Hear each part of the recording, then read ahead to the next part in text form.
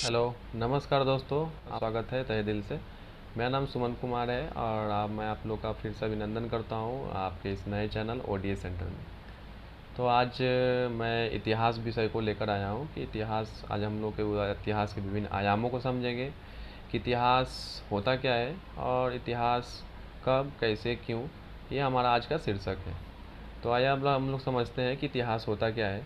सबसे पहले तो हमारे सामने विभिन्न परिप्रेक्ष्यों को समझना होगा कि इतिहास जो है, ठीक है, क्या हमारा इतिहास वह एक विषय बनकर रह गया है या फिर हमारे जो संदर्भ में हमारे जो जीवन गाथाएं हैं या फिर हमारे जो विभिन्न प्रकार के जो परिप्रेक्ष्य हैं जीवन के, क्या उसको हम लोग इतिहास कहेंगे जो चल रही हैं क्रमिक रूप से। भले ही हम उसे समझें, जानें या उसे विभिन्न आयामों में तौल कर देखें, बट हमारे कहीं ना कहीं इतिहास के विभिन्न आयामों को समझना होगा और उसको सामाजिक, आर्थिक और राजनीतिक, सांस्कृतिक रूप से उस इतिहास को पढ़ना होगा, समझना होगा। मैं बस इतना ही कहना चाहूँगा, ठीक है, कि जो वर्तमान परिप्रेक्ष्य में इतिहास विषय को लेकर के जो आडंबर हैं, ठीक है, या फिर जो शोध के विषय हैं, ठीक है, मैं उसको उस पर से हमारा अधिक से अधिक जोर होगा कि उस पर से पर्दा उठाया जाए। क्योंकि जो भी क्रियाकलाप होते हैं उसमें से निश्चित है कि जब तक हमारे पास मन में जो विभिन्न प्रकार के जो प्रश्न उठते हैं उस प्रश्नों का जवाब हमें इतिहास देता है। तो इतिहास को अगर हम लोग देखें तो इतिहास को हम लोग कह सकते हैं कि जो वर्तमान परिप्रेक्ष्य में हो रही घटनाएं, ठीक है, और उसका स्तर को देखते हुए हम उसको कह सकते हैं कि ये इतिहास है।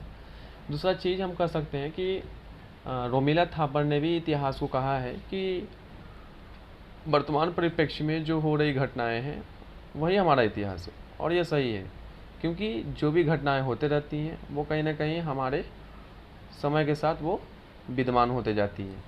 तो यह जो विद्वता है, ये जो प्रकांडता है, वह किसी न किसी रूप में जा कर के हमारे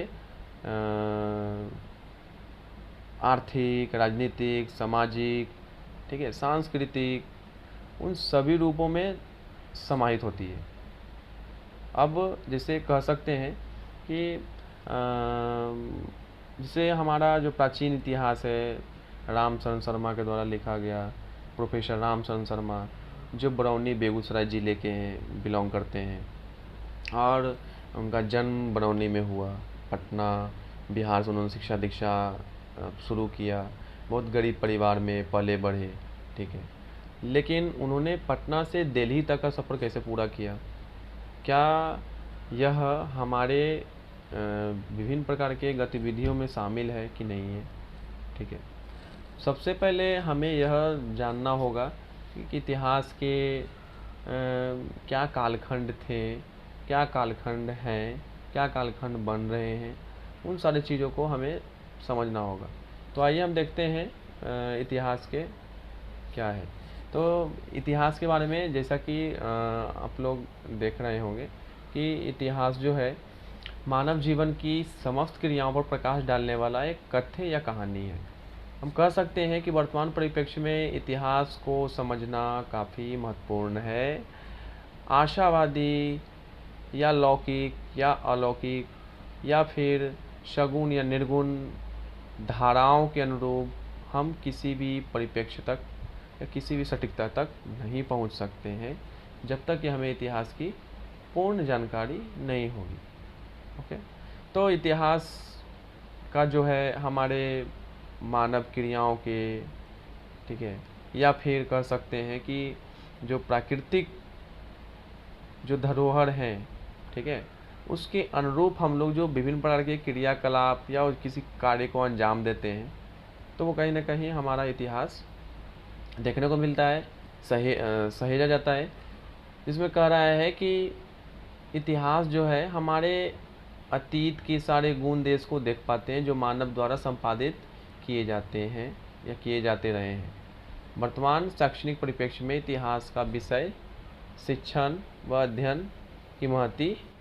इतिहास के बारे में कहा गया, इतिहास मानव जीवन की समस्त क्रियाओं पर प्रकाश डालने वाला एक कथ्य या कहानी है, जिसमें मानव की समस्त क्रियाओं तथा उत्थान पतन की झांकी हमें देखने को मिलती है। तो कह सकते हैं कि इतिहास का जो संदर्भित जो विषय है वो कहीं ना कहीं कंटेम्पररी है, ठीक है। और हमारा जो कंटेम्पररी इशू जो होता है या जो एक्टिविटीज होती है, तो रोमिला थापर के अकॉर्डिंग वही हमारा इतिहास है। लेकिन क्या वह जो इतिहास है वह अलग अलग परिस्थितियों में, अलग अलग दशाओं में क्या वो बट जाती हैं? इसे हमें समझना होगा कि इतिहास के जो राजनीतिक इतिहास हैं, जो आर्थिक इतिहास हैं, जो सांस्कृतिक हैं, ठीक है, वह किस आयामों की जननी थी या हुई है। इतिहास के जो पिता हैं हेरोडोटस, जिन्हें इतिहास के पितामह कहे जाते हैं, ठीक है, जनक कहे जाते हैं, तो उन्होंने सबसे पहले अपनी किताब हिस्टोरिका लिखी, ठीक है, जिसका अर्थ क्या होता है, छानबीन करके या खोजबीन करके जो भी जानकारी प्राप्त होती है उसे ग्रीक भाषा में हिस्टोरिया कहा जाता है, ठीक है। उसके बाद कहा जा रहा है कि हिस्टोरिका नामक पुस्तक लिखकर उन्होंने अतीत के बारे में जानकारी दी, हम लोगों को अवगत कराया। और इतिहास के जो सबसे पहले जो थे हेरोडोटस ने, उसे फादर ऑफ हिस्ट्री कहा जाता है, ठीक है। फिर उसके बाद हमें एक अलग जो इतिहासकार या फिर जो सबसे पहले जो जनक या फिर पितामह कहे जाते हैं, तो कहीं ना कहीं उन्होंने भूगोल के विभिन्न परिप्रेक्ष्यों को देखा। एक बहुत अच्छे एक भूगोलवेता भी थे हेरोडोटस, और उन्होंने भूगोल के विभिन्न चीज़ों को परखा और एक भौगोलिक दशाओं को सामने देखा, और परिरक्षित करने के लिए उन्होंने इतिहास विषय की खोज की। और इतिहास में उन्होंने सबसे पहले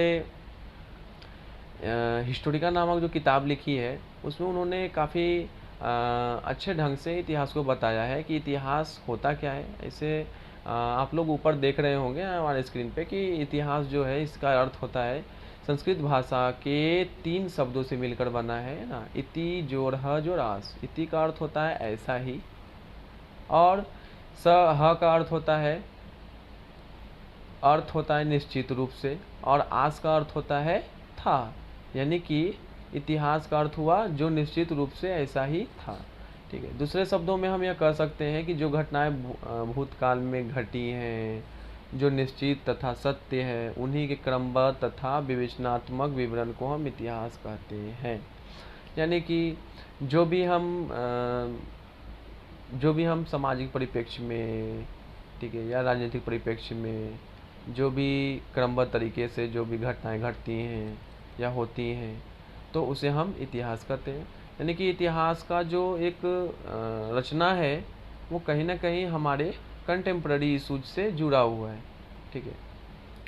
कि भारत एक ऐसा देश है, ठीक है, जिसका अगर इतिहास देखें तो सिंधु घाटी सभ्यता से लिया जाता है। लेकिन सिंधु घाटी सभ्यता जो भारत के 5000 वर्षों के इतिहास में यह दिखाता है कि भारत ने कभी भी किसी भी क्षेत्र पर आक्रमण नहीं किया। अब ये इस स्लाइड में देखिए कि केपी चौधरी का मत है कि इतिहास को सार्वभौमिक रूप से विद्यालय पाठ्यक्रम का एक महत्वपूर्ण विषय माना गया है। यह समाज में मनुष्य के विकास का अध्ययन है, इतिहास का आकलन कर सकते हैं। इसी कारण पाठ्यक्रम में इतिहास को स्थान प्रदान किया गया है। अगर हमारा ये जो हमारे सामने गतिविधियां हैं, जैसे जो भी हमें मैसेज या संदेश पहुंचाने होते हैं, तो सबसे पहले हम संप्रेषण की प्रक्रिया को समझते हैं कि what is the communication method of this technology या फिर मेथडोलॉजी, ठीक है।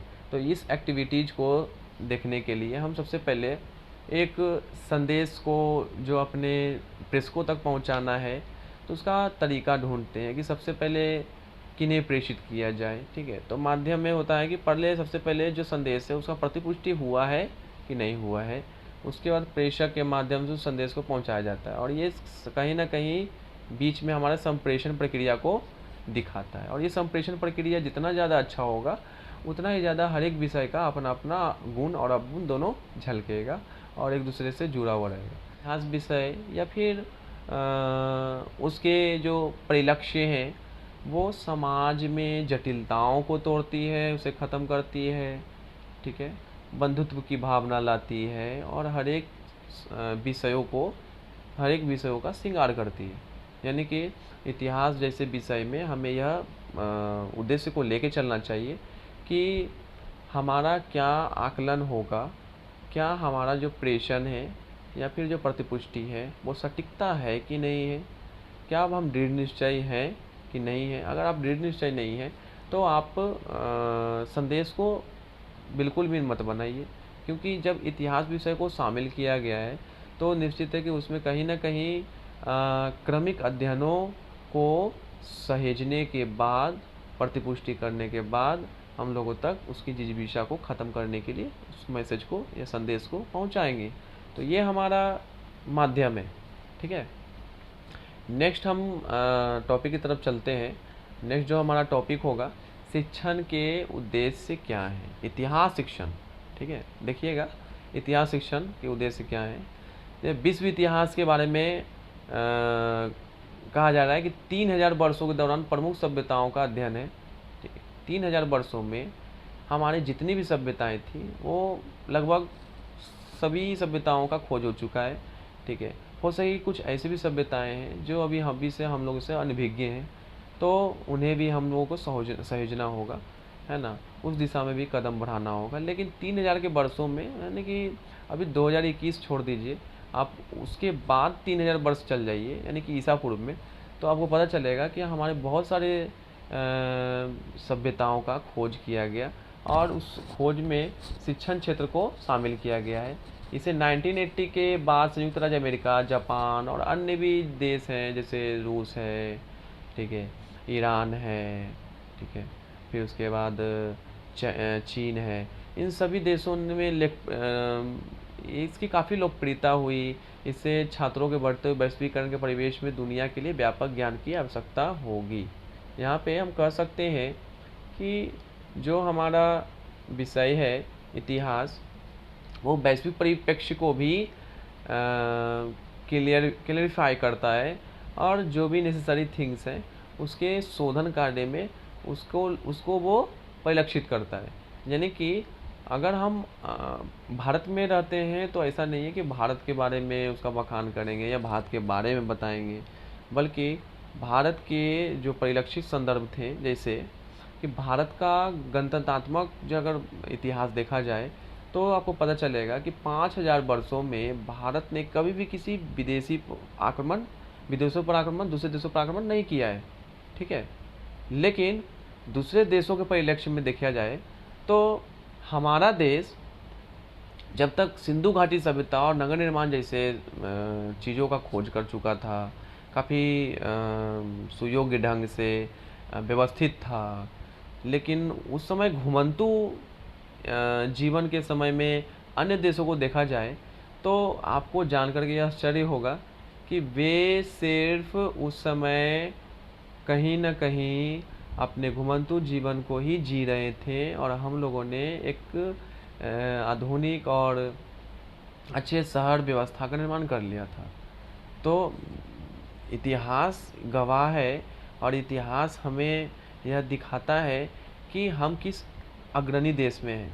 भले ही मॉडर्न यानी कि आधुनिक रूप से अभी हम लोग कमज़ोर हैं, शाश्वत नहीं है, लेकिन अगर इतिहास देखा जाए तो हम कहीं ना कहीं इस अर्बनाइजेशन या फिर जो कल्टीवेशन का जो दौर रहा या फिर विभिन्न प्रकार के जो स्क्रिप्ट्स हैं या विभिन्न प्रकार के जो कलाएं हैं, यही विकसित हुई, हमारी धरती में विकसित हुई, हमारे देश में विकसित हुआ और यहाँ से लोगों ने विभिन्न प्रकार के वृत्तांतों में या फिर अपना भ्रमण में उस वृत्तांतों को ले जा करके उसका अध्ययन करके उसका ट्रांसलेट करके उन्होंने सीखा, समझा और जाना, ठीक है।